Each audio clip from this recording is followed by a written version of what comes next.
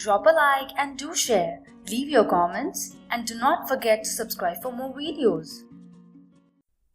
What's up, guys? This is Manoj Bhaktani.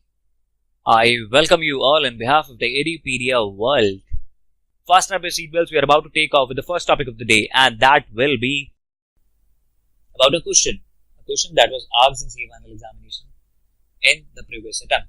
So the question says, a well-established manufacturing public limited company proposes to take over a small-scale industry unit engaged in the business of soaps and detergents. The managing director of the said company has approached you as an investigator to make a detailed study and advise him about the said takeover. Discuss the major areas which you would cover in your investigation. So, there is a company which is going to take over some small-scale industry unit into their similar kind of form of business.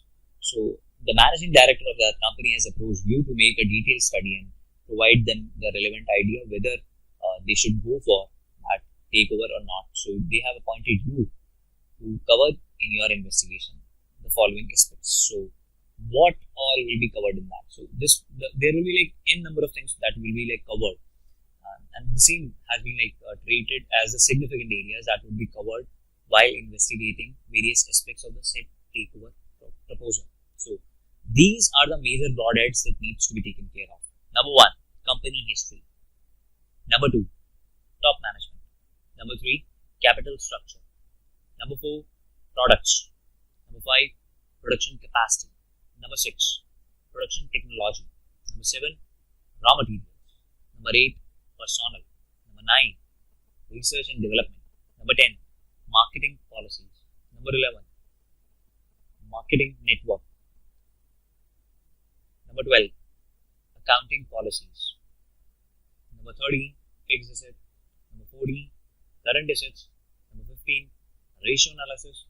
Number 16, contingent liabilities. And number 17, tax position. This is something which I am just telling you on my behalf. This list is exhaustive and you can further elaborate and include any of the aspects. Now let's cover each and every aspect one by one. What do I mean by company history? So what's the history of the company? Since its inception, that needs to be studied in detail. You need to have an overall idea.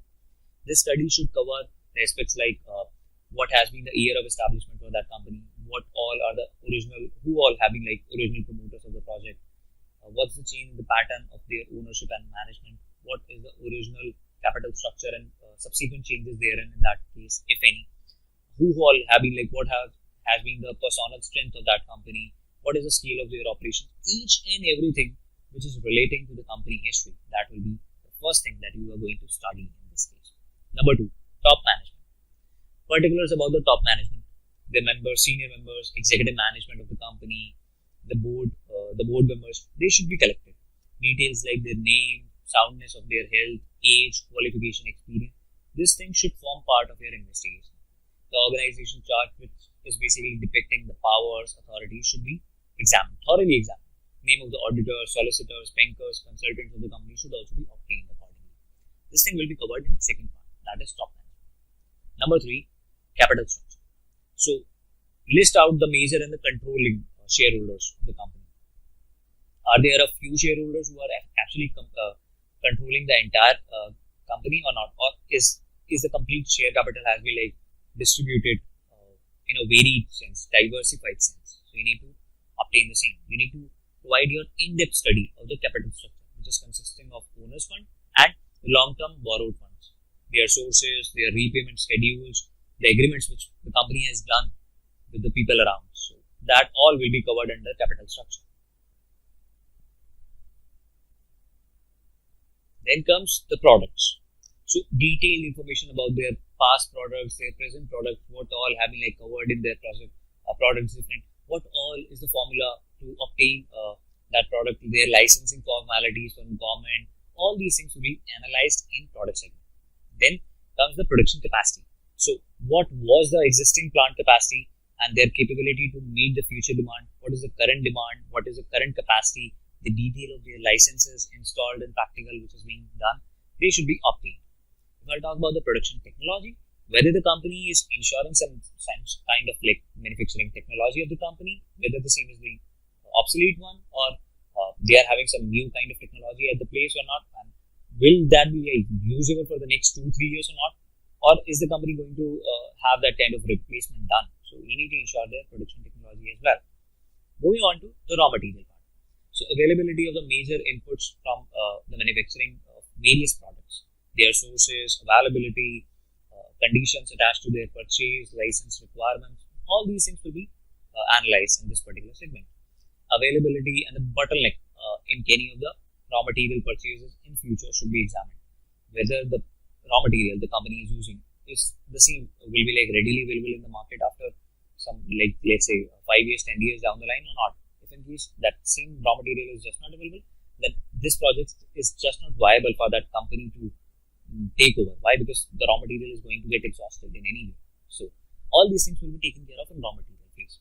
If I talk about the personnel now, so the kind of area of the coverage in personnel function will be the kind of staffing pattern at different levels, terms and condition of their employments, industrial relations with the company, detail of their strikes, lockout in the past, their causes, settlement, current wage agreement with the labor union. All these things will be covered in personnel.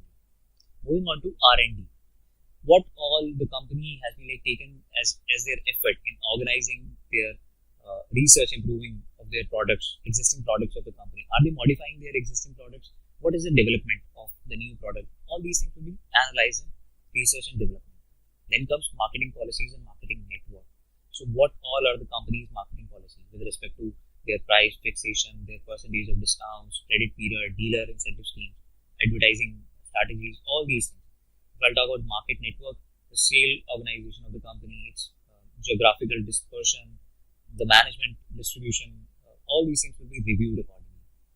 Moving on to accounting policies, the nature and appropriateness of the accounting policies being followed by the company should be considered in this phase. What all have been like the market, the accounting policies used by the company, all these things will be taken care of in this case. Moving on to the fixed asset and current asset. What is the location, title, age, condition, market value, book value, insurance cover of that fixed asset the company is using, and the property they are entitled to? What all are the tenancy agreements? The current assets, all the current assets like debtor, bills receivable should be carefully reviewed for assessing the realizable value that the company is going to adapt and obtain if the same is being converted into cash. Their arrangement with debtor after acquisition should also be required to be close review. Moving on to lastly, the ratio analysis, contingent liabilities, and tax position. So ratio analysis is extremely important because the company is having some P&L account and balance sheet which would be subject to some ratio analysis. We need to examine the true and the real profitability of the situation of the company. So this is something which you can do with ratio analysis. And moving on to the contingent liabilities, there could be some of the contingent liabilities which are pretty much possible for the company, that once the company is being taken care of or taken over by another company, that new company is going to bear that contingent liability on their behalf. So you need to address the same. That could be some of the suits which are going on against the company, or some of the big problem in form of some of the obstacles. So contingent liability and the asset of the company should be assessed by going through the legal correspondence, the minute books, the opinion of solicitors and consultants. If I talk about lastly the tax position, so the company's liability, if in case any, like in case of income tax, sales tax, excise duty, are they willing to pay it? Okay, they need to pay it. So they need to have that kind of completed assessment and study in that case. So this is what about tax position. This is something which you need to take care in case the company is going to take over any of the small scale industry. So this should form part essentially of your investigation. Okay, the company history, top management, capital structure, production capacity, technology, raw material, personnel, R&D, policies, network, fixed asset, current asset, ratio analysis, contingent liabilities, and tax position. I was able to provide you each and every kind of example with each and every point over here. I'm sure that you guys got the complete clarity with respect to the same. So, are you guys perfect with that? Cool. Let's move towards the last topic of the presentation. And this will be a company engaged in a chemical manufacturing is consistently recording higher sales turnover but declining net profits since the last 5 years. as an investigator, what are the points you need to verify? This question was asked in CA final examination from November 1996 and May 2006. So, the company has been consistently recording higher sales turnover but declining profits for the last 5 years. So, you have been appointed as an investigator. You need to verify a few points. You need to first of all discuss and understand the reasons for declining profits. So, number one, it could be unfavorable sales mix, where the company sell their different products with different product margins. It is possible that the product with the maximum PV ratio and margin should have a higher share in the total assets, total sales. And if in case it is due with some certain kind of revision with the sales mix, more quantities of unprofitable products are sold. Profits will be reduced in spite of the increase in sale.